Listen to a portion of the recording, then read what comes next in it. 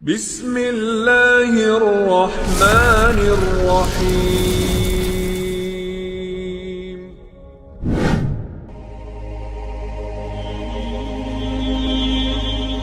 Kisah seorang munafik di zaman Nabiullah Musa alaihi salatu wassalam, Qissatu As-Samiri. Siapa Samiri itu? Sebelum kita masuk pada kisahnya Samiri yang membuat patung seperti anak sapi yang kemudian disembah oleh Bani Israel, saya akan urut dulu kisahnya. Di dalam Al-Quran Allah subhanahu wa ta'ala berfirman, wa idh faraqna bikumul bahra fa'anjaynakum wa aghraqna ala fir'auna wa antum tanzurun. Dan ingatlah ketika kami belah lautan untukmu, lalu kami selamatkan dirimu dan kami tenggelamkan Fir'aun dan para pengikutnya, sementara kalian menyaksikan dengan mata-mata kalian sendiri. Nabi Musa alaihi salatu wassalam ketika menyelamatkan Bani Israel dari perbudakan Fir'aun, maka Musa berhasil menyeberangkan Bani Israel dari Mesir mengarah ke Palestina melalui Laut Merah. Dan itulah mukjizat yang sangat masyhur dari Nabi Musa alaihi salatu wassalam, mampu membelah lautan dengan tongkatnya, tentu dengan izin Allah subhanahu wa ta'ala. Terbelah 12 jalan di lautan itu, karena Bani Israel 12 kabilah. Ketika kemudian betul-betul mereka dikejar Fir'aun dan mereka sudah sampai di ujung lautan, sementara Fir'aun itu masih di tengah lautan, disangkanya itu jalan biasa, bukan lautan yang terbelah. Ketika betul-betul Fir'aun dan pasukannya di tengah-tengah lautan, maka Musa alaihi salatu wassalam ketika itu berada di sampingnya malakul Jibril, malaikat Jibril yang membentuk seperti manusia, menggunakan pakaian putih, kuda putih, serba putih. Maka kata Jibril, tunggu dulu, biar betul-betul dia sampai di tengah dan semua pasukannya juga sampai di tengah.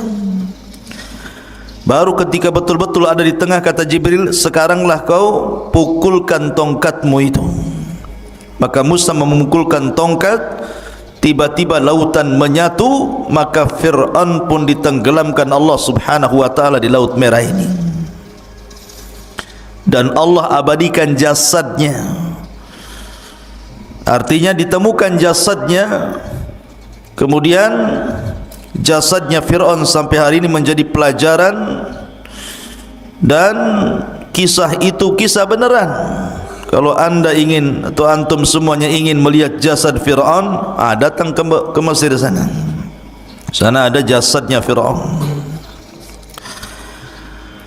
Lah, intinya bahwa Bani Israel diselamatkan, ini nikmat Allah Azza wa Jalla, diselamatkan dari kematian. Ma'asyiral muslimin yang dimuliakan Allah Azza wa Jalla, setelah itu berangkatlah Bani Israel dibawa oleh Nabi Musa alaihi salatu wassalam menuju arah Palestina. Di tengah jalan rupanya mereka melewati sebuah perkampungan yang kampungnya itu nyembah berhala, sementara mereka sudah mentauhidkan Allah Azza wa Jalla, menyembah berhala. Tiba-tiba kemudian salah satu dari kaumnya Bani Israel ini mengatakan kepada Musa, ya Musa, ij'al lana ilahan kama lahum alihah. Wahai Musa, jadikanlah untuk kami banyak Tuhanlah, masa satu Tuhan saja? Maka Musa heran, sudah diberikan hidayah menyaksikan ditenggelamkan Fir'aun, menyaksikan mukjizat yang banyak dari Musa, sudah mentauhidkan Allah, mau kufur. Makanya Musa alaihi salatu wassalam mengatakan, innakum qaumun tajhalun, kalian ini kaum yang bodoh, sudah diberikan hidayah tauhid mau sesat pula. Akhirnya Musa pun marah kepada Bani Israel. Ketika Nabi Musa alaihi salatu wassalam sudah berada betul-betul di perbatasan, tinggal masuk saja ke Palestina itu, sudah sampai di padang pasir yang mendekati Palestina. Rupanya tidak bisa masuk ke Palestina. Kenapa demikian? Karena memang bumi yang disucikan itu di Palestina itu sudah dikuasai orang lain, di mana tidak mungkin Musa alaihi salatu wassalam membawa Bani Israel ke dalam Ardul Muqaddasah, bumi yang disucikan Palestina itu, kecuali harus berperang melawan sebuah kaum yang disebut dengan Jababirin minal Amalikah, kaum Jababir dari Amalikah, dari kaum Amalikah itu yang menempati Ardul Muqaddasah, negeri Palestina.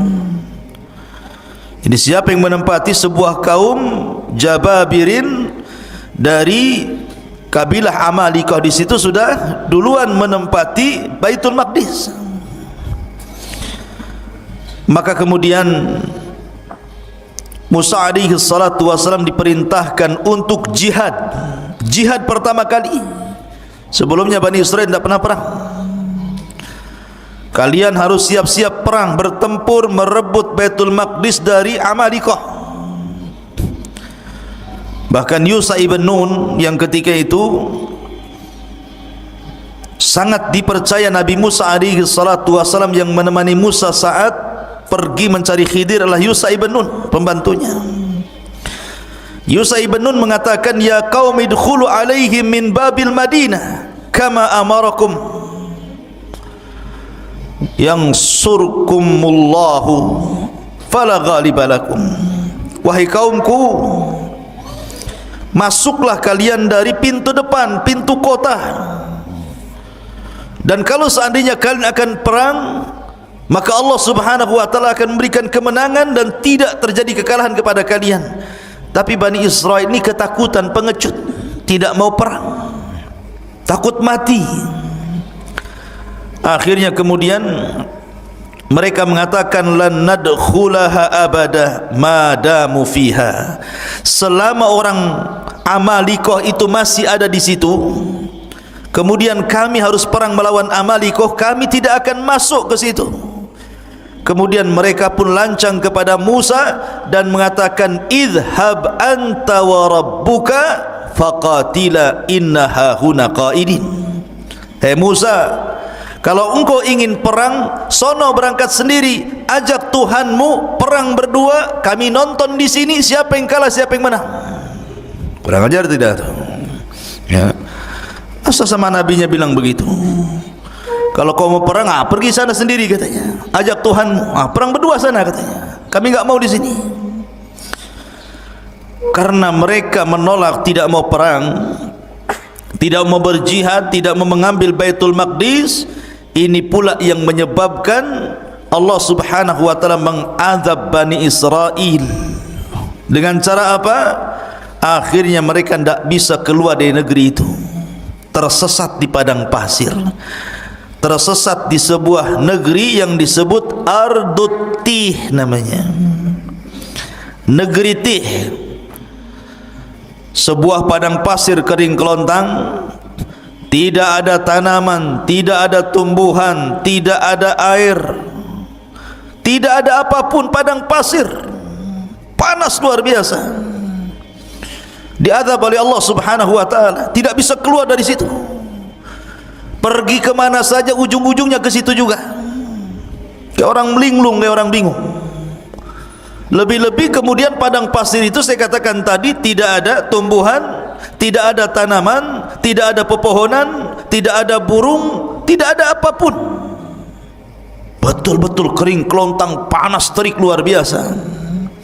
Mereka tidak bisa keluar dari situ, tersiksa hidup mereka. Itulah disebut dengan tih.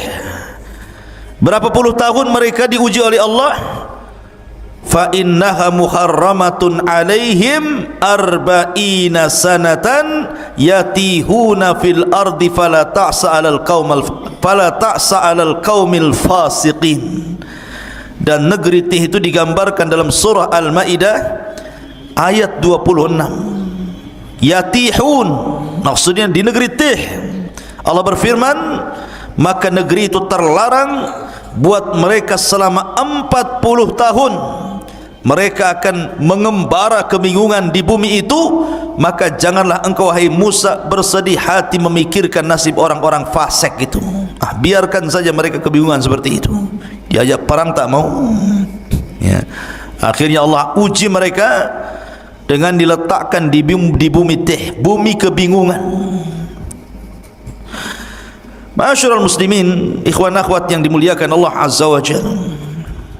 Ketika mereka tidak bisa keluar dari situ, terpaksalah mereka tinggal di situ dengan panas terik yang luar biasa, dengan kelaparan karena susah cari makanan. Apa yang mau dicari makanan? Binatang buruan pun tidak ada, dedaunan yang akan dimakan pun tidak ada, apalagi buah-buahan. Namanya padang pasir kerang kelontang, apa yang mau dimakan? Masa makan pasir? Tak mungkin. Akhirnya kemudian ketika mereka lapar, mereka datang kepada Musa alaihi salatu wassalam. Ya Musa, kami lapar, kami pengen makan. Tolonglah berikan kepada kami makanan. Berdoalah kepada Rabbmu agar diturunkan makanan kepada kami. Subhanallah, Allah karim. Nabi Musa alaihi salatu wassalam walaupun melihat Bani Israel sudah kurang ajar, su'ul adab namanya kepada nabinya, tetap saja Musa itu sabar. Laqad udhiya katsiran fasabara. Musa itu sudah banyak diuji oleh kaumnya tapi sabar. Akhirnya Allah janjikan kepada Bani Israel yang tersesat di Ardut Tih itu diberikan makanan. Kalau pagi diberikan makanan man, kalau sore hari diberikan makanan salwa, manna wassalwa. Apa itu manna dan apa itu salwa? Karena Allah Subhanahu wa taala berfirman tentang manna wassalwa itu. Ada yang mengatakan bahwa manna itu sejenis madu, sejenis madu yang bisa dimakan, rasanya kayak madu, bahkan lebih manis dibandingkan madu. Dan itu untuk makanan di pagi hari. Diberikan kepada mereka alman. Adapun makanan di sore hari mereka akan diberikan salwa. Salwa itu sejenis burung, daging burung. Kemudian diletakkan di tempat yang tinggi, tinggal diambil saja. Subhanallah ikhwan. Makanan pagi dan makanan sore itu, ketika terbit dan ketika tenggelam matahari itu, Allah mudahkan semuanya. Mereka tidak perlu cari lagi, tidak perlu lelah letih. Pokoknya mereka pagi hari lapar, tinggal diambil saja. Sudah ditentukan tempatnya, nanti tahu-tahu sudah ada saja manna itu tiap pagi. Dan juga burung-burung yang siap santap, tahu-tahu sudah ada saja di sore hari. Subhanallah, ini keajaiban. Tinggal ambil saja. Mau makan pagi sarapan, tinggal cari ambil, sudah ada man di situ. Kalau sudah sore mereka lapar, tinggal makan kemudian salwanya. Ini nikmat mana lagi, ikhwan? Makan nggak perlu nyari lagi, nggak perlu kerja, nggak perlu pontang-panting gitu ya. Nggak perlu menjadikan kepala di bawah kaki di atas. Ngapain pula kayak gitu ya? Tetapi Bani Israel ini kaum yang degil, ikhwan. Gimana nggak degil? Mereka mengatakan, wa id qultum ya Musa lan nasbiru ala ta'amin wahid fad'u lana rabbaka yukhrij lana mimma tumbitul ardu min baqliha wa qithaiha wa fumiha wa adasiha wa basaliha. Apa kata mereka? Sudah enak dikasih manna wassalwa, tinggal ngambil makan. Itu makanan lezat, makanan diberkahi, enak luar biasa. Mereka mengatakan, hai Musa, kami tidak sabar, tidak tahan dengan satu macam makanan ini aja. Asih salwa manna, salwa manna katanya. Cobalah kata Bani Israel, mohonkanlah untuk kami kepada Tuhanmu hai Musa, agar dia mengeluarkan bagi kami dari bumi ini tumbuh-tumbuhan, yaitu sayur-sayuran, ketimun, bawang putih, kacang adas, bawang merah. Cobalah yang lain, yang seperti ini. Maunya itu bawang-bawang, sayur-sayur, sayur bayam, sayur kangkung, bayam duri kan itu. Maunya itu yang gitulah. Manna wassalma kami bosan katanya.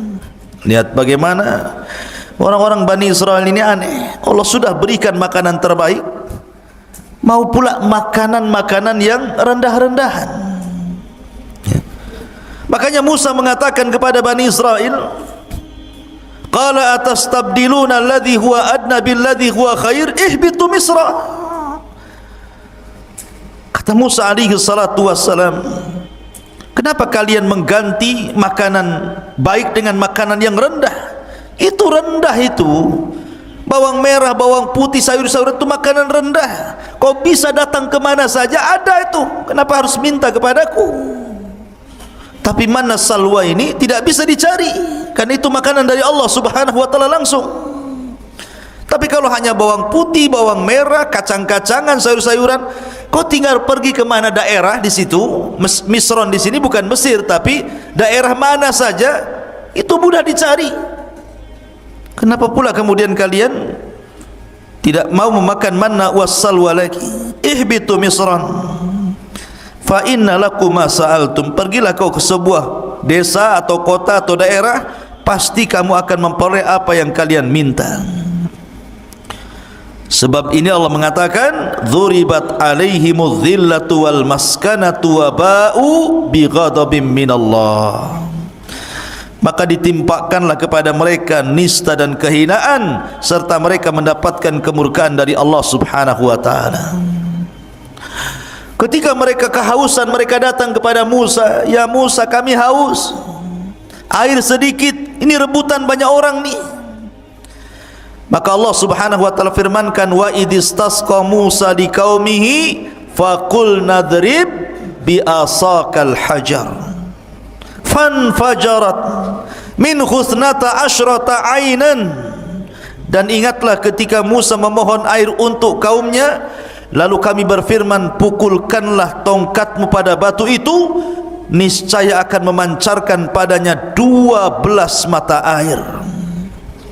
Maka Musa pun kemudian memukulkan ke batu di padang pasir itu, keluar 12 sumur. Kenapa? Karena kabilah Bani Israel ada 12, jadi jangan rebutan. Kamu punya sumur masing-masing nih. Ya, kamu jangan kabilah ini, jangan kau minum di sini, sumurmu yang sana. Jadi jumlah sumur disesuaikan dengan jumlah kabilah.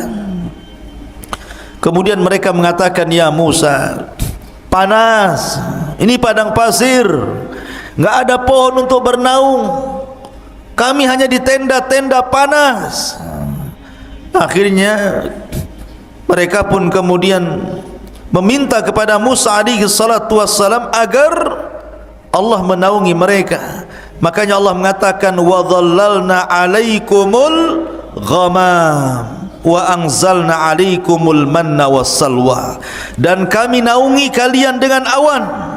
Tiba-tiba ada awan yang menghalangi antara kepala mereka dengan matahari, sehingga mereka tidak kepanasan lagi. Kurang apa nikmatnya Bani Israel? Mereka panas, dikasih awan menaungi mereka sehingga tidak tersengat matahari. Mereka minum, Musa alaihi salatu wassalam kemudian memukulkan tongkat, keluar sumber mata air. Mereka lapar, Allah turunkan manna dan salwa. Dalam riwayat mereka pun meminta baju, karena bajunya sudah lama mereka pakai itu, enggak ganti-ganti. Tuh, bayangkan sampai minta baju, ya, baju lebaran. Sampai kemudian bukan hanya itu saja, mereka meminta macam-macam kepada Musa alaihi salatu wassalam. Tapi Musa itu memang nabi yang sabar untuk mengobati Bani Israel. Intinya di bumi Tih ini mereka kesulitan. Lah setelah segala nikmat yang Allah anugerahkan di bumi Tih ini dari silah Musa, karena lama, itu kan ujian bagi mereka selama 40 tahun. Musa tidak mungkin membiarkan mereka seperti itu. Musa harus membuat undang-undang, yang mana undang-undang ini bisa menertibkan kehidupan mereka. Maka Musa pun meminta kepada Allah untuk diturunkan undang-undang kepada mereka. Maka Allah janji untuk menurunkan Taurat kepada Musa asal Musa berangkat ke bukit yang disucikan Allah Azza wa Jalla, Bukit Tur, Bukit Saina. Akhirnya Musa alaihi salatu wassalam diperintahkan Allah untuk berangkat selama 30 hari meninggalkan Bani Israel untuk mendapatkan mandat Taurat. Ketika itu Bani Israel diserahkan kepada adiknya Harun. Berangkat Nabi Musa selama 30 hari. Ma'asyiral muslimin, ikhwan akhwat yang dimuliakan Allah Subhanahu wa taala. Maka selama 30 hari itu Nabi Musa berpuasa. Ada yang mengatakan 30 hari berpuasa itu bertepatan dengan bulan Dzulqa'dah. Satu bulan, bulan Dzulqa'dah, Nabi Musa berpuasa. Ketika sampai di bukit Tur, Bukit Saina, maka Musa pun beriktikaf di bukit itu selama 30 hari 30 malam, berpuasa terus, tidak membatalkan puasanya, karena tahu akan berjumpa dengan Allah. Ketika sampai di tanggal 30 sebagaimana ditetapkan oleh Allah Subhanahu wa taala, tiba-tiba Nabi Musa membatalkan pula puasanya. Bukan tidak ada alasan, karena alasan Nabi Musa kenapa membatalkan puasa di hari ke-30, karena takut kalau seandainya dia bicara dengan Allah mulutnya bau. Karena orang puasa itu kan mulutnya tidak sedap.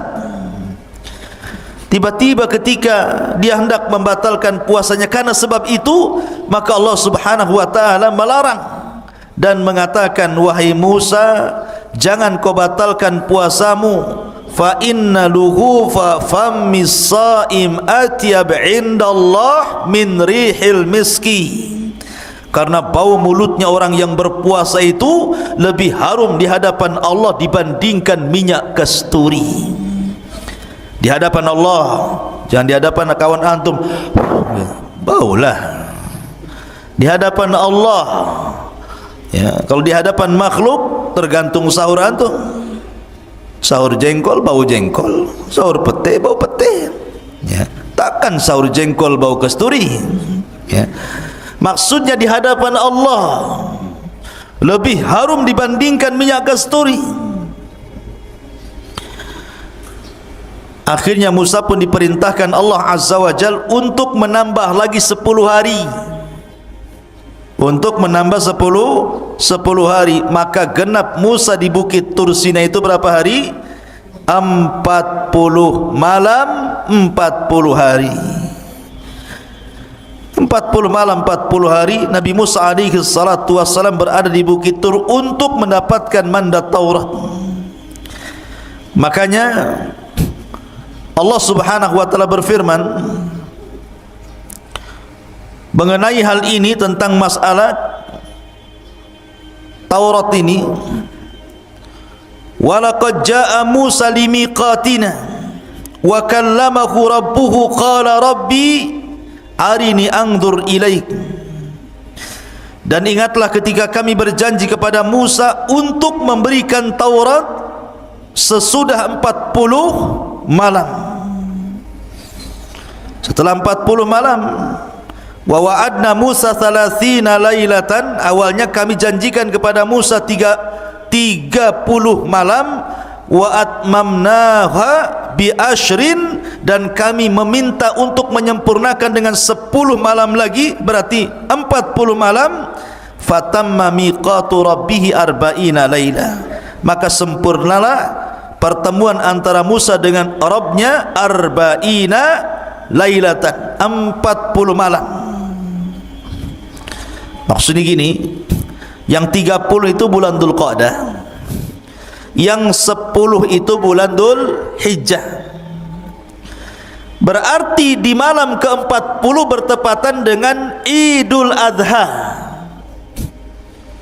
karena yang 30 hari bulan Dzulqa'dah, yang 10 hari 10 awal bulan Dzulhijjah. Berarti hari ke-40-nya ketika Taurat turun itu di Idul Adha. Idul Adha tanggal 10 Dzulhijjah, dan di sini pula Allah menyempurnakan Islam dengan menurunkan surat Al-Maidah, Al-yawma akmaltu lakum dinakum wa atmamtu alaikum ni'mati wa raditu lakumul Islam madinah. Pada hari ini ku sempurnakan agamaku Islam, ku sempurnakan nikmatku Islam, dan ku redai Islam sebagai agama kalian. Maka setelah mendapatkan Taurat, tiba-tiba Musa alaihi salatu wassalam berkeinginan untuk ingin menatap Rabbnya, ingin melihat Rabbnya kayak apa yang selama ini selalu bicara di balik tabir, dan tabirnya Allah adalah cahaya. Pengen tahu kayak apa bentuknya, kayak apa wajahnya. Akhirnya Musa mengatakan, Rabbi arini anzur ilaik, ya Rabb, bisakah kau tampakkan dirimu kepadaku biar aku bisa melihatnya.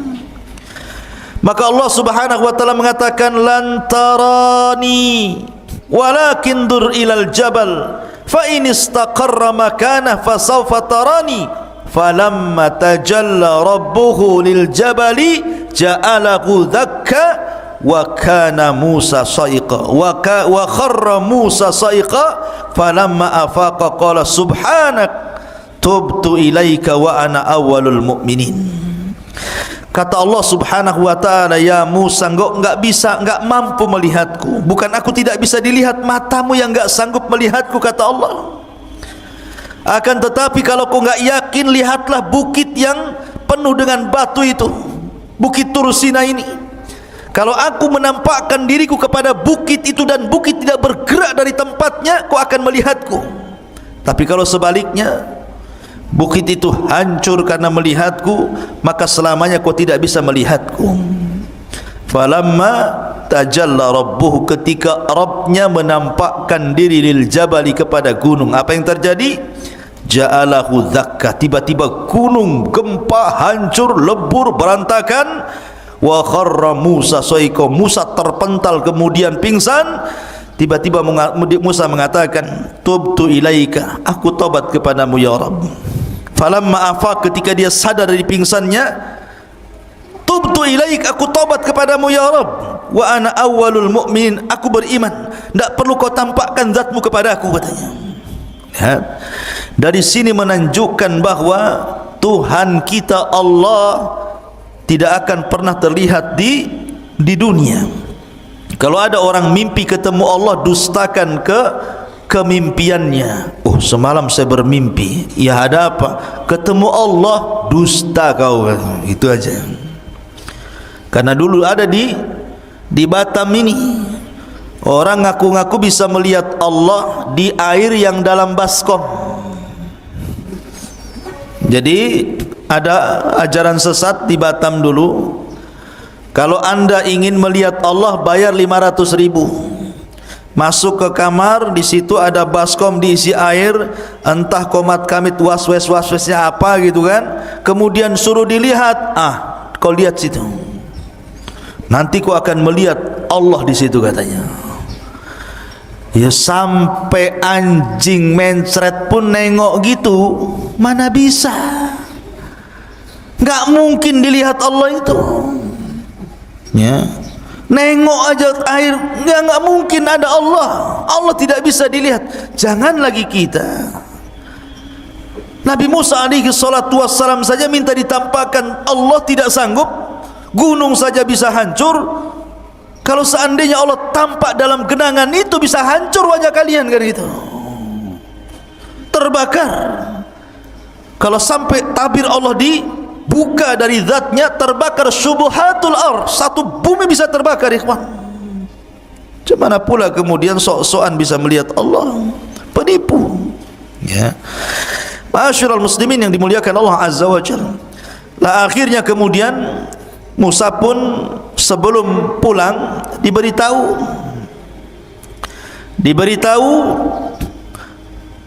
bahwa Samiri, ini kisahnya, bahwa Samiri 10 hari sudah berhasil menyesatkan Bani Israel.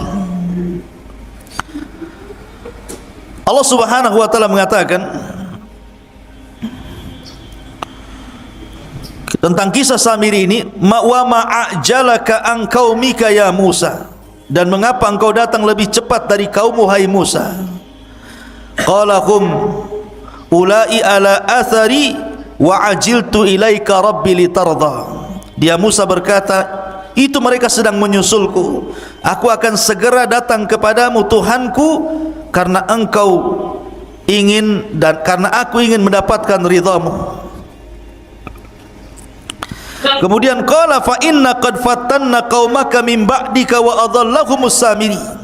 Dan Allah berfirman, sungguh kami telah menguji kaummu wahai Musa setelah engkau tinggalkan selama 40 malam, dan mereka telah tersesatkan oleh Samiri. Jadi begini, ketika Musa berangkat meninggalkan Bani Israel berapa hari tadi? 30 hari. Kemudian disempurnakan 10 hari menjadi 40 hari. Jadi dari 30 hari itu Samiri belum buat ulah tuh. Samiri buat ulah itu 10 hari ketika Nabi Musa menambah hari puasanya. Mereka sesat selama 10 hari. Bayangkan, hidayah itu milik Allah, ikhwan. Mereka mengikuti Musa bertahun-tahun, disesatkan dengan Samiri cuma 10 hari saja. Bagaimana cara menyesatkannya? Samiri ini terjadi khilaf para ulama, siapa Samiri. Ada yang mengatakan Samiri ini salah satu dari Bani Israel. Ada yang mengatakan Samiri itu artinya dia bukan dari Bani Israel, dia kaum Kibti, kaumnya Fir'aun, tapi mengikuti ajaran Musa. Pura-pura munafik, mengikuti ajaran Musa, kemudian ikut di belakang Nabi Musa. Lah ketika Musa menyeberangi lautan, ini Bani Israel ini, mereka berat membawa emas-emas orang-orangnya Fir'aun. Jadi ada sebagian emas-emas itu diambil dari tetangga-tetangga mereka waktu di Mesir. Ada yang pinjam uang mereka kan berupa dinar, emas gitu ya. Ada yang kemudian pinjam, ada yang kemudian bekerja dapat gaji duluan, kerjanya belum selesai. Pokoknya banyak. Intinya bahwa itu emas-emas itu tidak boleh dibawa karena bukan hak mereka. Maka mereka bertanya kepada Nabi Musa, bagaimana dengan emas-emas kami wahai Musa? Apakah ini halal untuk kami? Kata Musa, tidak halal. Emas-emas itu harus kalian buang di lautan ini. Jadi ketika mereka berjalan di lautan itu yang sudah jadi jalan, dibuanglah emas-emas itu sampai ke pinggir sana. Lah Samiri melihat ada buang emas banyak-banyak. Oh, ini emas banyak, kenapa pula dibuang-buang katanya. Diambilnya, dikutipnya satu-satu, akhirnya dapatlah 1 karung emas-emas yang dilempar-lempar itu. Kemudian setelah itu Samiri melihat ada orang berbaju putih, berkuda putih di samping Musa, dan seolah-olah dia pula yang memberikan instruksi. Kata orang putih begini, maka Musa akan begini. Kata orang putih begitu, maka Musa akan begitu. Samiri kaget, kenapa Musa diperintahkan orang itu? Dari sini Samiri curiga, karena memang itu jelmaan malaikat, utusan Allah Azza wa Jalla. Diperhatikan terus orang ini. Kemudian diperhatikan kudanya, Dan apabila kuda itu melangkah, bekas langkahnya itu, bekas pijakannya itu, tanahnya diambil sama dia. Diambil kemudian ditaruh di kresek, dibawa. Jadi ketika Nabi Musa alaihi salatu wassalam berangkat meninggalkan Bani Israel, kemudian digantikan oleh Nabi Allah Harun alaihi salatu wassalam, maka mulailah berulah Samiri selama 10 hari ini. Emas yang tadi dikutip itu oleh Samiri kemudian dibakar, kemudian dicetak, kemudian jadilah anak sapi, patung anak sapi yang membentuk Samiri. Kenapa anak sapi? Karena orang-orang Mesir itu menjadikan sapi itu Tuhan. Makanya orang-orang India sampai hari ini ada orang yang nyembah sapi itu. Jadi daerah-daerah tertentu di India itu, kalau ada sapi kemudian masuk ke pasar, makan kangkung, makan bayam, jangan diusir, itu Tuhan lagi makan. Ya, macam-macam. Di India itu banyak, ya, sesembahan salah satunya sapi disembah. Ada juga yang nyembah ular sendok di sana itu. Ya. Jadi akhirnya kemudian dibentuklah patung anak sapi itu. Ketika sudah jadi patung anak sapi itu, kemudian ditenggerkan di tengah-tengah lapangan Bani Israel. Dia kan punya tanah. Tanah itu bekas pijakannya kaki kudanya Jibril. Dimasukkan ke mulutnya tanah itu. Subhanallah. Keajaiban, tiba-tiba patung anak sapi yang terbuat dari emas itu hidup pula. Makanya Allah mengatakan lahu khuwar, hidup. Tapi tidak sempurna, hanya mengeluarkan suara.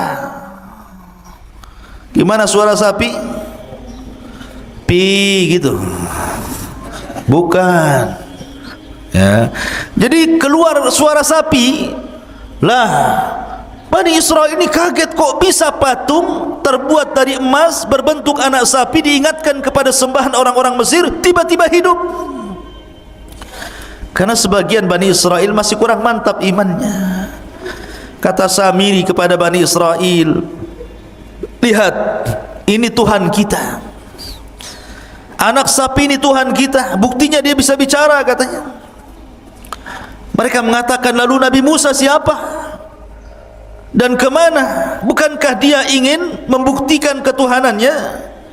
Kata Samiri, Musa salah, yang benar ini Tuhannya, bukan apa yang didakwahkan Musa. Lihat, Musa salah tempat, jauh-jauh ke Bukit Tur untuk mencari Tuhannya, padahal Tuhannya ada di sini katanya. Nih Tuhannya anak sapi ini.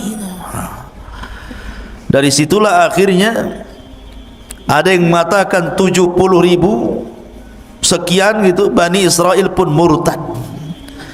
10 hari menyembah patung anak sapi.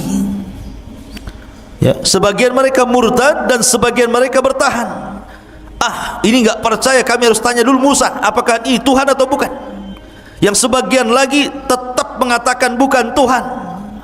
Jadi manusia ketika itu terbagi menjadi 3. Ada yang tetap di atas tauhid, tidak mau menyembah patung anak sapinya yang dibuat oleh Samiri. Yang satu justru ada yang langsung menuhankan patung anak sapinya Samiri.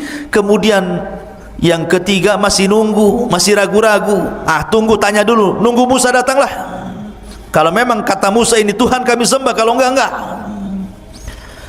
Akhirnya kemudian Musa sudah diberitahu sama Allah bahwa kaumnya sudah disesatkan Samiri. Udah marah, pengen balik saja Musa tuh. Masalahnya Musa tidak mau menyalahkan Bani Israel, tapi mau menyalahkan abangnya Harun. Ngapain saja Harun itu? Masa baru ditinggal 40 hari sudah murtad? Akhirnya pertama kali dia marah kepada Harun. Datanglah Musa dari safarnya membawa papan Taurat. Faraja'a Musa ila qaumihi ghadbanan asifan.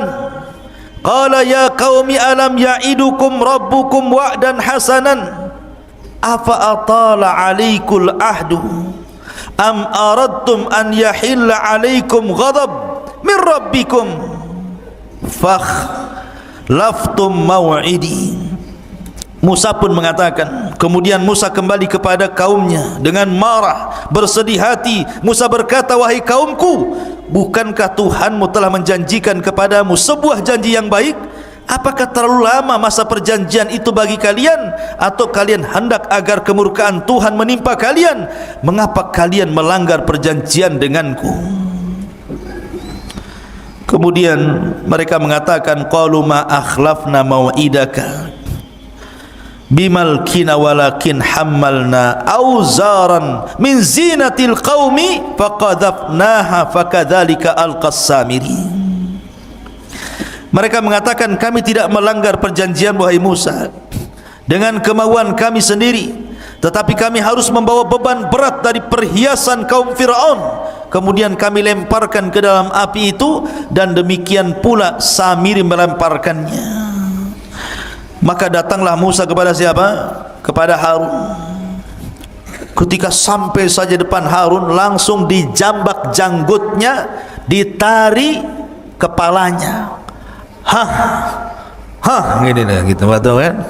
Jadi jambak rambutnya, ditari janggutnya, begitu.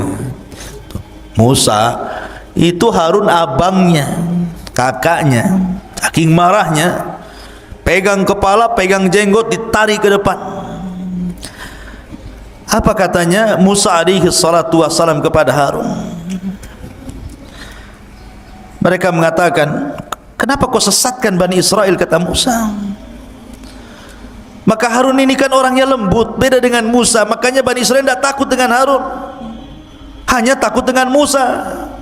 Makanya Harun mengatakan, ya ibna la ta'khud bi lihyati wala bi ra'si, inni khashitu an taqula farraqtu baina Bani Israel walam tarkub qawli. Harun mengatakan, wahai putra ibuku, maksudnya Musa, janganlah engkau pegang janggutku, jangan pula kau pegang kepalaku, lepaskan. Aku sungguh khawatir engkau akan berkata kepadaku, engkau telah memecah belah Bani Israel dan engkau tidak memelihara amanahku. Artinya aku sudah berusaha menarik mereka ke dalam tauhid, tapi mereka ngeyel, degil. Macam mana harus aku lakukan? Mereka hanya takut kepadamu dan tidak takut kepadaku. Akhirnya ketika datang Samiri, Samiri pula menyesatkannya. Maka akhirnya dilepaslah Harun, kemudian mencari Samiri. Datangkan Samiri kepadaku. Maka datanglah Samiri, dihadapkan kepada Musa. Marah Musa. Kata Musa, qala fama khatbuka ya Samiri. Hei Samiri, apa yang mendorongmu melakukan seperti itu? Kenapa kau sesatkan Bani Israel? Kata Samiri, qala basartu bima lam yabsuru bi faqabadtu qabdatan min atharir rasul fanabattuha wa kadzalika sawwalat nafsi. Dengan entengnya Samiri mengatakan, aku mengetahui sesuatu yang tidak mereka ketahui, hai Musa, dan aku ambil segenggam tanah dari jejak Rasul, maksudnya Jibril, kakinya kudanya Jibril, lalu aku melemparkannya ke dalam api yang di situ sedang dicetak anak sapi Samiri. Demikianlah nafsuku yang memerintahkanku. Jadi ketika Musa, siapa atas perintah siapa kau lakukan itu, kata Musa, maka Samiri dengan tenang mengatakan, nafsuku yang memerintahkan. Subhanallah, dengan entengnya. Akhirnya kemudian Musa pun marah. Maka sebagai hukumannya, Nabi Musa alaihi salatu wasallam berdoa kepada Allah agar Samiri tidak boleh mendatangi manusia, dan manusia tidak mungkin mendatangi Samiri. Dia akan hidup sendiri selamanya. Ya, itu sebagai hukumannya, akan hidup sendiri. Manusia tidak bisa bicara, dia pun tidak bisa bicara dengan manusia. Tetapi memang Al-Quran dan Sunnah tidak menjelaskan kematiannya, karena Samiri habis itu diusir oleh Musa dan tidak diperkenankan untuk hidup di lingkungan Bani Israel. Sehingga ada yang menyangka bahwa Samiri adalah Dajjal di akhir zaman. Tapi kita katakan Dajjal bukan Samiri, dan Samiri bukan Dajjal. Dajjal lain orangnya, Samiri pun lain orangnya. Ya. Intinya bahwa Nabi Musa alaihi salatu wasallam kemudian mengadab Samiri dengan cara berdoa kepada Allah agar dia tidak bisa ditemui manusia dan dia tidak bisa menemui manusia, sendiri hidupnya. Kemudian melihat Nabi Musa marah, Maka mereka disuruh bertobat. Bani Israel yang menyembah patung anak sapi itu suruh tobat. Tiba-tiba kemudian diilhamkan kepada mereka untuk mengucapkan la illam yarhamna rabbuna wa yaghfir lana lanakunanna minal khasirin. Kalau Rabb kami tidak merahmati kami dan tidak mengampuni dosa-dosa kami, kami termasuk orang rugi. Terus itu yang dibicarakan oleh orang-orang yang menyembah patung itu. Masalahnya Musa mengatakan, aku datang sudah bawa papan Taurat ini, dan isi papan ini kalau sampai ada orang musyrik seperti kalian, hukumannya adalah saling bunuh-bunuhan. Kalian harus pulang, ambil bawa pisau dapur, tusuk-tusuk kalian, saling tusuk di antara kalian, saling bunuh di antara kalian. Itu tobatnya. Karena Allah mengatakan, wa idh qala Musa liqaumihi, wa idh qala Musa liqaumihi, dan ketika Musa berkata kepada kaumnya, ya qaumi innakum zalamtum anfusakum bittikhadikumul ijla fatubu ila bari'ikum faqtulu anfusakum dzalikum khairul lakum inda bari'ikum fataba alaikum ila akhiril ayat. Wahai kaumku, karena kalian sudah menzalimi diri kalian menyembah patung anak sapi, tobat kalian. Tapi tobatnya faktulu anfusakum, bunuh diri-diri di kalian. Mak, tobatnya ngeri. Kalau antum di dalam Islam, kalau orang datang ke dukun kemudian menyesal, tinggal balik syahadat, balik ke Islam. Ini tidak. Kalau orang sudah melakukan kesyirikan, maka cara tobatnya harus saling membunuh. Anda bawa pisau dapur, saya bawa gergaji, bawa peranglah sampai mati, sampai dua-duanya mati. Dan itu lebih baik. Sebab kalau mereka menolak untuk saling membunuh, mereka pun akan mati juga. Karena ketika mereka menolak untuk saling membunuh, maka mereka teringat dengan Nabi Musa. Musa pernah mengangkat bukit Tur, kemudian diletakkan di atas kepalanya. Tobat atau dilempar bukit ini katanya. Kalau tidak tobat mati juga kena gunung, kalau tobat mati juga, sama-sama mati. Masalahnya kalau tobat mati, mati syahid. Tapi kalau mati kena lempar gunung, mati sangit namanya, nggak syahid kan gitu, karena kena azab ya. Akhirnya mereka perang saling bunuh-bunuhan, dan itu lebih baik bagi mereka. Matilah hampir 7.000 Bani Israel gara-gara menyembah patung anak Samiri ini. Lihat jahatnya Samiri, munafik, menyesatkan. Akhirnya kemudian Nabi Musa pun setelah kasus Samiri ini tetap masih tidak bisa keluar dari Ardut Tih itu, maka Allah Subhanahu wa taala takdirkan Musa pun meninggal. Tapi sebelumnya Harun meninggal, baru kemudian Musa. Bagaimana Harun meninggal? Dikatakan oleh ahli tafsir, jadi suatu ketika Nabi Musa dan Harun ini naik ke atas bukit, meninggalkan Bani Israel karena lelah gitu kan, ingin santai berdua saja, naik ke atas bukit. Tiba-tiba di atas bukit itu melihat ada pohon di situ.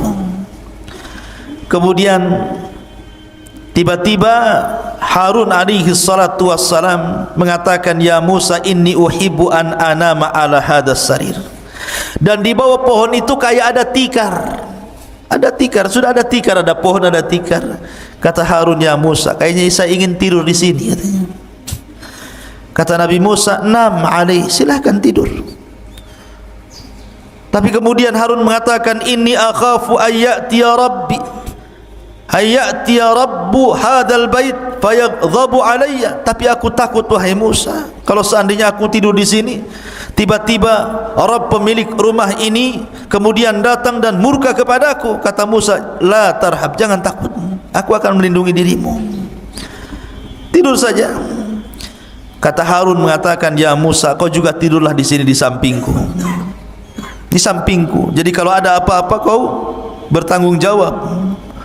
Akhirnya kemudian Nabi Harun tidur, Musa pura-pura tidur. Rupanya Allah Subhanahu wa taala mengirim malakul maut. Ketika tidur itulah Harun dicabut nyawanya, kemudian diangkat ke langit dengan tikar-tikarnya sekali. Itu dalam sebuah riwayat yang dikatakan oleh Imam As-Sudi. Tapi dalam riwayat yang lain, riwayat Ali bin Abi Thalib radhiyallahu an, intinya ketika Harun dan Musa meninggalkan Bani Israel, tiba-tiba kemudian Allah mengurum malakul maut. Kemudian malakul maut ini mencabut nyawa Harun. Kemudian akhirnya malaikat ini membawa jasadnya, kemudian menguburkannya entah di mana, tidak ada yang tahu. Musa pun sedih, kemudian kembali menemui Bani Israel. Harusnya saat kesedihan ini dihibur, malah dituduh pula dia yang membunuh Nabi Harun. Ya bayangkan, Bani Israel marah kepada Musa, kau bunuh Harun dia katanya. Karena Harun itu Nabi yang dicintai Bani Israel, orangnya lembut, maka dicintai, disukai Bani Israel. Kalau Musa itu orangnya keras, ditakuti Bani Israel. Jadi ketika berdua jalan ke bukit, kok pulang sendirian, tiba-tiba Harun tidak ada. Akhirnya mereka marah kepada Musa, aqaltalta Haruna ya Musa, kenapa kau bunuh Harun wahai Musa? Kata Musa, saya tidak bunuh Harun, dia meninggal. Akhirnya Musa pun berdoa kepada Allah agar dibuktikan jasadnya bahwa dia tidak membunuhnya.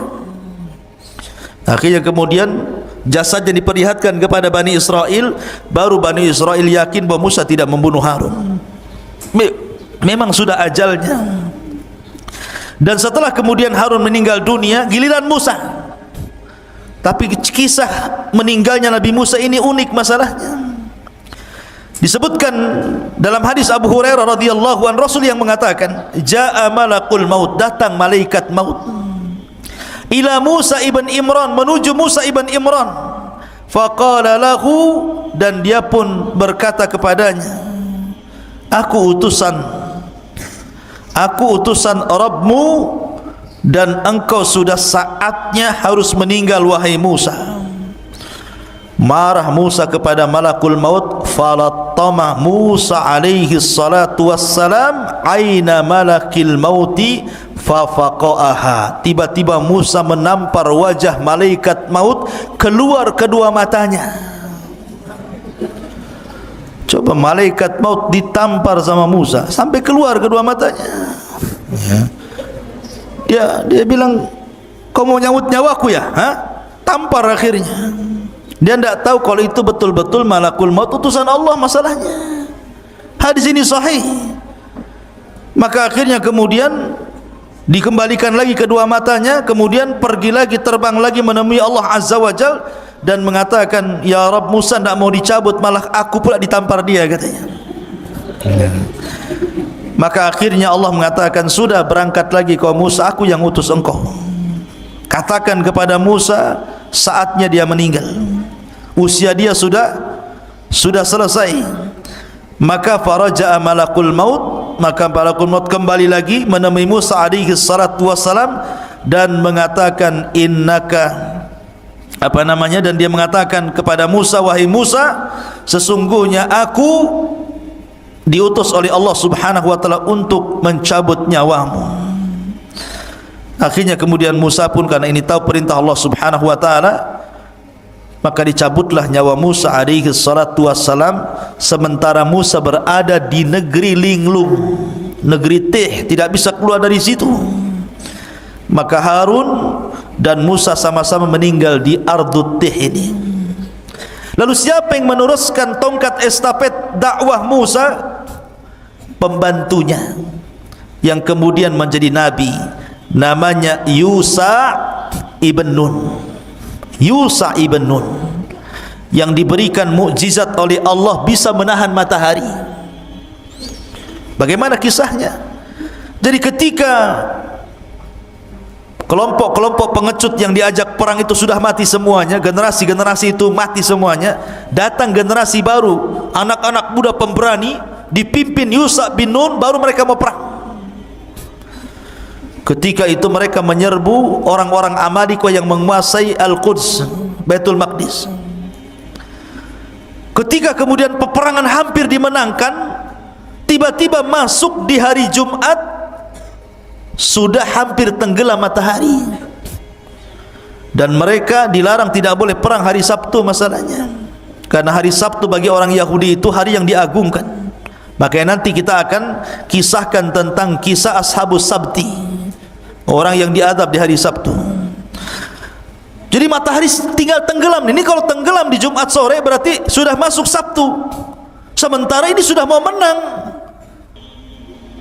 Akhirnya berfikirlah Yusha ibn Nun, maka dia menatap matahari dan mengatakan, inni ma'mur kama annaki ma'mur. Aku diperintahkan Allah sebagaimana kau juga diperintahkan Allah. Tolong jangan tertenggelam dulu sampai Allah menangkan perangnya. Maka matahari di situ saja tidak bisa tenggelam sampai perang betul-betul menang, baru kemudian tenggelam. Maka ini mukjizatnya Yusha ibn Nun, bisa menahan matahari. Kalau antum jangan pergi matahari, ya tetap saja matahari pergi. Atau antum yang pergi ke matahari, kemana? Ke Nagoya sana, ada matahari ya. Tapi bukan matahari di atas ya. Jadi Yusha ibn Nun yang kemudian berhasil menguasai Baitul Maqdis dan Bani Israel bisa masuk ya. Disitulah kisah bagaimana Samiri menyesatkan Bani Israel sampai kepada kisah Yusha ibn Nun.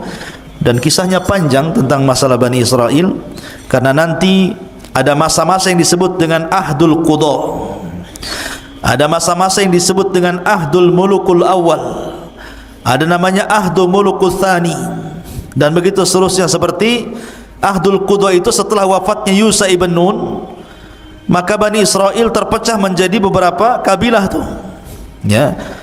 Tetapi mereka masih dipimpin oleh Nabi, dan Nabi yang terakhir yang memimpin adalah Nabi Samuel. Itu Nabi yang terakhir memimpin. Tapi karena Bani Israel pusing, bosan dipimpin para Nabi, akhirnya kemudian minta dipimpin raja.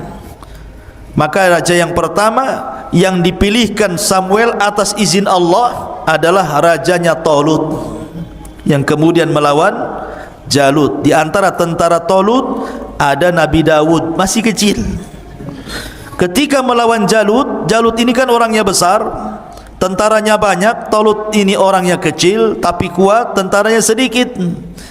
Hanya 314 orang sisa dari sekian ribu melawan ribuan tentara Jalut. Ketika sebelum perang, di masa itu kan ada sistem mubarazah. Orang kalau sebelum perang zaman dulu itu adu tanding dulu, mana jagoanmu, nih jagoan gua. Kemudian bertarung sampai mati. Akhirnya Jalut sendiri yang maju dan mengatakan, siapa yang bisa mengalahkan saya?